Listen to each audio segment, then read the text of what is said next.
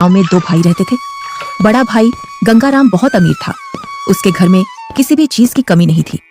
वही छोटा भाई सेवकराम बहुत ही भोला और नेक दिल इंसान था। उसके परिवार में उसकी पत्नी और एक बच्चा था। वह इतना गरीब था कि वह मिट्टी के मकान में रहता था। गंगाराम की पत्नी के 3 पुत्रियों के बाद पुत्र हुआ था, तो गंगाराम ने एक बड़ा प्रोग्राम रखा जिसमें उसने गांव के और बाहर के बड़े बड़े अमीर लोगों को बुलाया था। सुबह से ही गंगाराम के घर के चारों ओर चहल पहल थी। कहीं पकवान बन रहे थे तो कहीं बच्चे खेल रहे थे और कहीं मेहमान आ रहे थे। गंगाराम के घर के चारों ओर खुशी का माहौल था। धीरे धीरे चारों ओर के मेहमान आ गए, पर आपके छोटे भैया सेवक कहीं दिखाई नहीं दे रहे हैं। अभी तक आए नहीं। आपने गांव में सबको बुलावा दिया है ना? अरे हाँ, बुलाया है उसको। आता ही होगा अपने बच्चों के साथ। तू यहीं रुक और मेहमानों को देख। मैं अभी आता हूँ व्यवस्था देखकर। इतना कहकर गंगाराम घर से बाहर चला जाता है और गुनगुनाता है, मैं उसको अपने प्रोग्राम में क्यों बुलाऊं? वो कहाँ और मैं कहाँ? मेरे यहाँ एक से बढ़कर एक अमीर मेहमान आ रहे हैं। अगर किसी को पता चल गया कि मेरा भाई इतना गरीब है तो मेरी नाक कट जाएगी। कुछ गांव के लोग सेवकराम के घर के आगे से गंगाराम के प्रोग्राम में जा रहे थे और सेवकराम अपने घर से खेतों पर जाने की तैयारी कर रहा था। जैसे ही वह घर से बाहर निकलता है तो उसको कुछ गांव वाले मिल जाते हैं। अरे सेवकराम, तू अपने भाई के घर नहीं गया? तेरी भाभी के बहुत दिनों बाद लड़का हुआ है। इसी उपलक्ष्य में तेरे भाई ने बहुत बड़ा प्रोग्राम रखा है। तू तो चाचा बन गया है और तू यहाँ, जबकि तुझे तो अपने भाई के घर सबसे पहले पहुँचना था। सेवकराम ये सुनकर दंग रह जाता है। इस बारे में उसे कुछ भी पता नहीं था, पर वह गांव वालों के सामने ऐसे बोलता है जैसे उससे पहले से सब पता है। अरे हाँ भाई, मुझे भी जाना है। बस थोड़ा सा खेतों पर काम बचा है, उसको मैं पूरा करके आता हूँ। जल्दी काम पूरा करके आ भाई। सुना है भाई गंगाराम ने बहुत ही स्वादिष्ट पकवान बनवाए हैं और उसने खाने पर पूरे गांव को बुलाया है। हाँ, ये तो बड़ी ही अच्छी बात है। तुम लोग चलो, मैं आता हूँ। जैसे ही गांव वाले वहां से निकल जाते हैं तो सेवकराम का मुंह उतर जाता है। ये तो बहुत खुशी की बात है, पर इसके बारे में तो मुझे कुछ पता ही नहीं है। चलो, मेरे बड़े भाई के घर पुत्र रत्न तो आया और मैं फिर से चाचा बन गया, पर मुझे इस बारे में कुछ बताया भी नहीं। शायद काम काज ज्यादा है, इसी वजह से मुझे बताना भूल गया होगा, वरना ऐसा हो नहीं सकता कि मेरा भाई मुझे न बुलाए। अरे भाग्यवान, तुमने सुना? तुम्हारी जेठानी के लड़का हुआ है। कुछ गांव वाले इधर से गुजर कर जा रहे थे। क्यों ना अपन भी चलें बड़े भाई के यहाँ?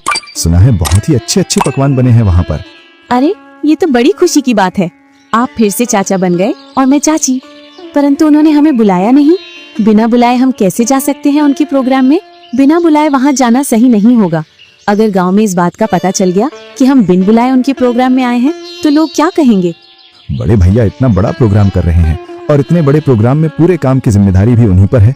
तुम्हें पता है ना उनके पास कितना कामकाज होगा। इसी कामकाज की वजह से हमसे बोलना भूल गए होंगे, और प्रोग्राम वाला आदमी तो कुछ न कुछ तो भूल ही जाता है। आप लोग चलो ना, मैं अपने ताऊ का घर और अपने छोटे भाई को देख आऊंगा। कैसे चलें बेटा? मन तो मेरा भी बहुत कर रहा है जाने को, पर उन्होंने हमें प्रोग्राम का निमंत्रण भी नहीं दिया और ना ही हमसे बोला। उन्होंने फिर किस मुंह से उनके प्रोग्राम में जाएं? क्या हम अपने छोटे भाई से मिलने नहीं जाएंगे पापा?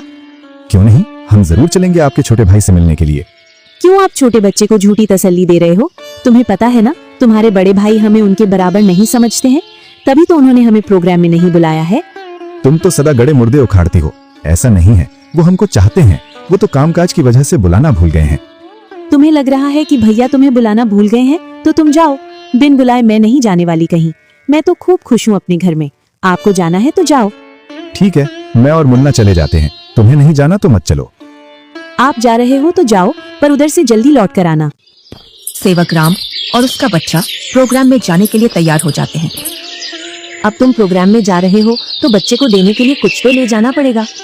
हाँ, बहुत देर से मैं भी यही सोच रहा था, बच्चे के लिए क्या ले जाऊं, और बाजार से ले जाने के लिए मेरे पास पैसे भी नहीं हैं।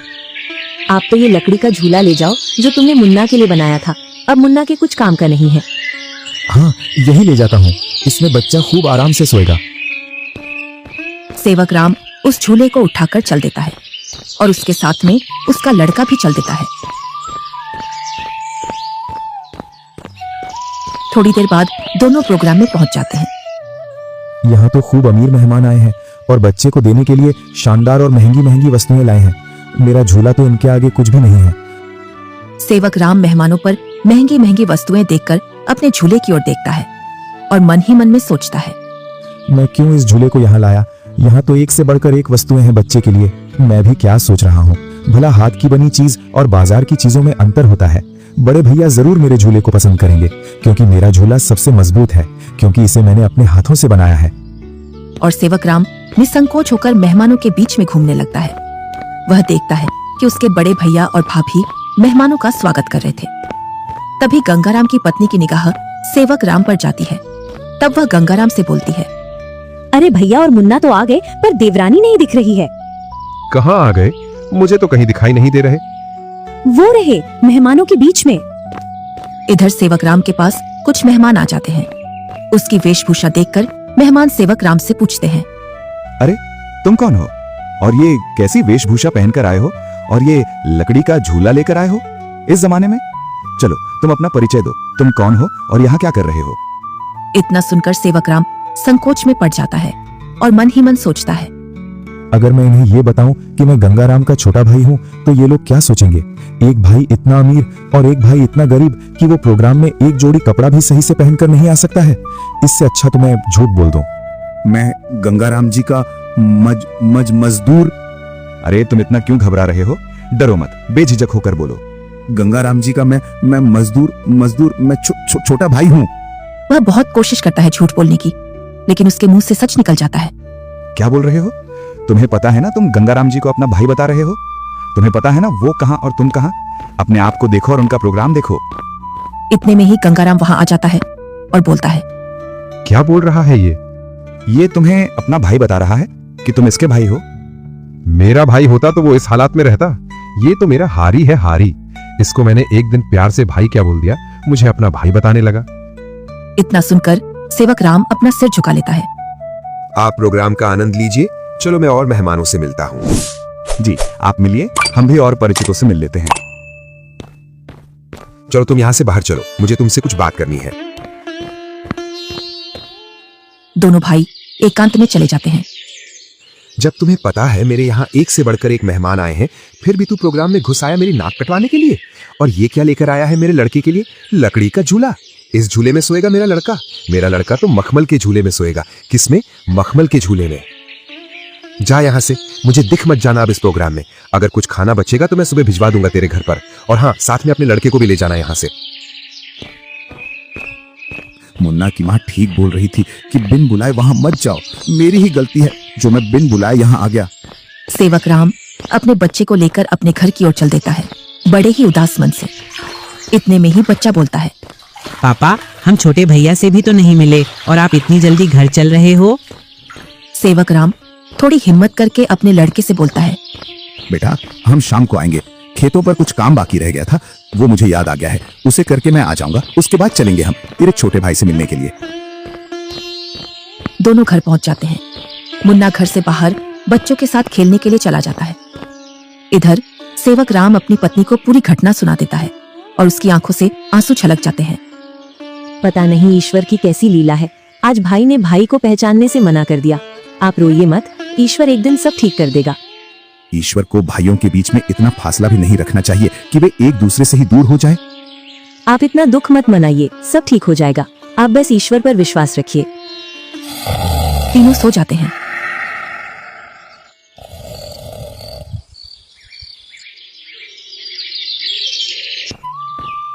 दूसरा दिन गंगाराम के दरवाजे को कोई बजाता है। पता नहीं अब कौन आ गया। कल का इतना थका हारा हूं, फिर भी लोगों को समझ में नहीं आता है और आकर दरवाजा खटखटाने लग जाते हैं।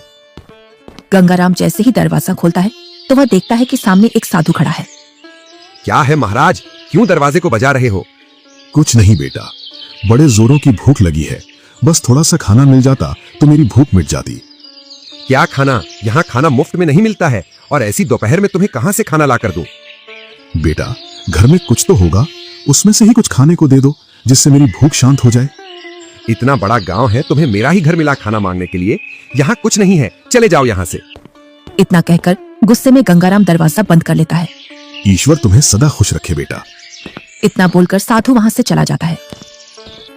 इधर गंगाराम की पत्नी गंगाराम से पूछती है, कौन आया था दरवाजे पर जो तुम इतने जोर से उस पर चिल्ला रहे थे? कोई नहीं, एक ढोंगी बाबा आया था दरवाजे पर, बोल रहा था खाना खिला दो, तो मैंने उससे मना कर दिया। यहाँ नहीं है खाना। तुम भी पता नहीं अब किस नशे में रहने लगे हो। कल का इतना सारा खाना बचा था वो वैसे ही फेंकेगा, उसमें से कुछ खाना खिला देते। मैंने ये खाना गरीबों और ढोंगियों के लिए नहीं बनवाया है। ये खाना सिर्फ हम जैसे बड़े लोग ही खा सकते हैं। गंगाराम की पत्नी गुनगुनाते हुए वहां से अपने कमरे में चली जाती है। इनको तो पता नहीं अब किस बात का नशा आने लगा है, सीधे मुंह अब किसी से बात ही नहीं करते हैं।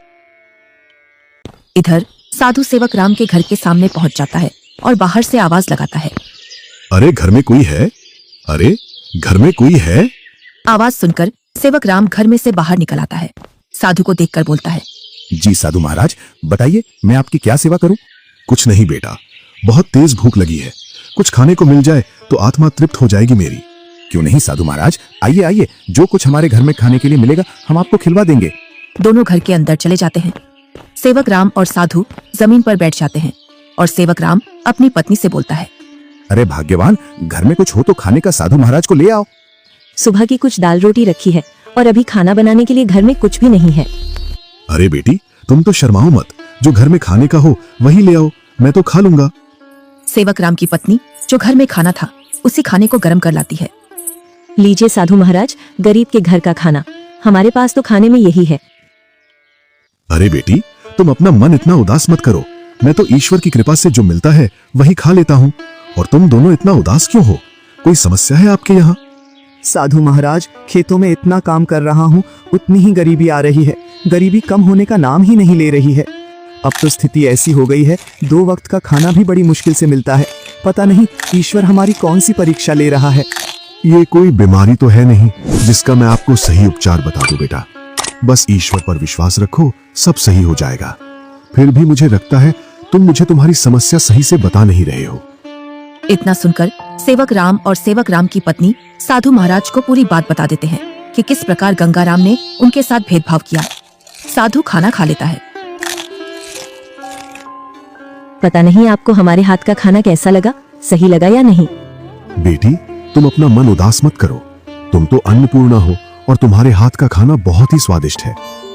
इतना सुनकर सेवक राम की पत्नी खुश हो जाती है। तुमने बेटा आज मेरी आत्मा तृप्त कर दी है। अगर तुम आज मुझे भोजन नहीं देते तो पता नहीं आज भूख की वजह से मेरा क्या होता। साधु अपने थैले में हाथ डालता है और उसमें से एक पोटली निकालता है। इसमें क्या है साधु महाराज? ये पोटली बेटा बीजों का भंडार है। तुम जिस भी फसल का बीज चाहोगे वो बीज इस पोटली में से निकलेगा, जिससे तुम्हारी फसल साधारण फसल से 10 गुना ज्यादा निकलेगी। ये तो महाराज आपकी असीम कृपा है। ये मेरी नहीं, ईश्वर की कृपा है बेटा। बस एक बात का ध्यान रखना, इस पोटली के बारे में कभी किसी को मत बताना और इसमें से जो बीज निकले उन्हें बेचना नहीं। अगर तुमने ऐसा किया तो ये पोटली आपके किसी काम की नहीं रहेगी। जी साधु महाराज, मैं कभी ऐसा नहीं करूंगा। और साधु महाराज वहां से चले जाते हैं। साधु महाराज के पैर जैसे ही घर में पड़े तब से घर में शांति का अनुभव हो रहा है। हाँ भाग्यवान, अब ईश्वर की कृपा से सब ठीक हो जाएगा। जैसे ही सेवक राम ने अपने खेतों में उन बीजों की बुआई की तो चारों ओर सेवक राम की फसल के ही चर्चे थे। इधर गंगाराम अपने धन के घमंड में जी रहा था, जिससे वह किसी से भी सीधे मुंह बात नहीं करता था। इधर सेवक राम की संपत्ति बढ़ रही थी और गंगाराम की घट रही थी, और इसी के साथ गंगाराम के घर में अशांति भी बढ़ रही थी। कुछ ही दिनों में सेवक राम ने गांव में गंगाराम से भी बड़ा मकान बना लिया था और सेवक राम अब अपने घर में खूब खुशी खुशी रह रहा था। पर एक दिन, मालिक, अब मैं आपके यहाँ काम नहीं करूंगा। अब मुझे दूसरे गांव में आपसे ज्यादा जमीन मिल रही है और इससे भी अच्छी उपजाऊ। क्या बोल रहे हो हरिया तुम? तुम्हें पता है मेरे पास कितनी जिम्मेदारियां हैं? तुम चले जाओगे तो मैं अकेला कैसे खेती और घर संभालूंगा, और ऊपर से मैं अकेला आदमी। मुझे जहाँ मुनाफा मिलेगा मैं वहीं काम करूंगा मालिक। अगर मुझे इतनी ही मेहनत में मुझे वहाँ ज्यादा फसल मिलेगी तो मैं वहीं जाऊंगा। अरे हरिया, मैं भी तो तुम्हें खूब मुनाफा करवाता हूँ, बस तुम इस साल और रुक जाओ, मैं जब तक दूसरा हारी देख लूंगा। मालिक, 2 सालों से तुम मुझे बेवकूफ बना रहे हो। न तो तुम अनाज ज्यादा देते हो और न ही तुम दूसरा हारी रखते हो। मैं तो चला, तुम जानो और तुम्हारी खेती। अरे नहीं, ये तो चला गया, अब मैं क्या करूंगा? कई सालों से मैंने खेतों में काम भी नहीं किया है, जिससे अब मुझसे खेतों में काम भी नहीं होगा। क्यों ना मैं सेवक राम के यहाँ जाऊं। अब तक तो उसने उसकी सारी जमीन बेच दी होगी, क्योंकि हालात तो वैसे भी खराब चल रहे थे उसके। वो जरूर मेरे खेतों पर काम कर लेगा। गंगाराम सेवक राम से मिलने के लिए चल देता है। जैसे ही वह उसके घर के सामने पहुंचता है तो वह सेवकराम के घर को ढूंढने के लिए उस मोहल्ले में चारों ओर घूम जाता है। इधर ही थी उसकी झोपड़ी, पता नहीं किधर गई। बहुत देर से ढूंढ रहा हूँ, मिल नहीं रही है। तभी वहां से एक गांव का व्यक्ति गुजर कर जा रहा था तो गंगाराम उस व्यक्ति से पूछता है, अरे भैया, सेवकराम की झोपड़ी थी यहाँ, वो कहाँ है? कितने दिनों बाद आ रहे हो भैया इधर? शादी के बाद अब आया हूँ इधर। इसीलिए तो तुम्हें वो झोपड़ी नहीं मिल रही है। अरे भैया, तुम जो सामने मकान देख रहे हो बहुमंजिला, यही घर है सेवकराम का। ये कैसे हो सकता है? 2 साल पहले तो ये गरीब हुआ करता था। हाँ भैया, 2 साल पहले गांव में सबसे गरीब व्यक्ति यही था। पता नहीं भैया, इसने खेतों में कौन सा खाद डाला है जिससे इसकी पैदावार सबसे ज्यादा निकलती है। घर बताने के लिए बहुत बहुत धन्यवाद। और गंगाराम उस घर के अंदर चला जाता है। जैसे ही सेवकराम अपने बड़े भैया को घर के अंदर देखता है तो वह बहुत खुश होता है। अरे मुन्ना की माँ, वो देखो हमारे घर में कौन आया है। बड़े भैया, आओ भैया बैठो। अरे, तुमने इतना शानदार घर कैसे बनाया? तुमने तो पूरा ही नक्शा बदल दिया। बहुत ही शानदार घर बनाया है। कहीं तुमने चोरी चपाटी करके तो ये घर नहीं बनाया? नहीं भैया, मैंने कोई चोरी नहीं की है। ये तो मैंने अपनी मेहनत से बनाया है। ऐसी मेहनत तो तू पहले भी करता था, पर पहले तो तूने ऐसा मकान बनाया ही नहीं। भैया, आपसे क्या छुपाना, जब आपका प्रोग्राम था उसके एक दिन बाद हमारे घर पर एक साधु आया था। उसको हमने पेट भर खाना खिलाया था। आज उनके आशीर्वाद की वजह से ये सब है हमारे पास। इतना सुनकर गंगाराम का सिर घूम जाता है और उसकी आंखों तले सब सीन आ जाता है कि किस प्रकार उसने उस साधु को भगाया था। वो साधु तो सबसे पहले मेरे घर आया था। इसका मतलब ये सारा धन मेरा हुआ? क्या बोल रहे हो भैया? ये तो मैंने अपनी मेहनत से खड़ा किया है, ना कि जादू से। ये सब तुझे साधु के आने बाद ही मिला है ना? तो इस गांव में सबसे पहले साधु मेरे घर आया था। अगर मैं उसे खाना खिला देता तो ये सारी संपत्ति मेरी होती। इसका मतलब तूने मेरे अधिकार की संपत्ति छीनी है। ये तो मुझ पर गलत इल्जाम लगा रहे हो भैया। मैं उस साधु को ढूंढ कर लाता हूँ और साधु से तेरे सामने बुलवाता हूँ कि इस संपत्ति पर किसका हक है।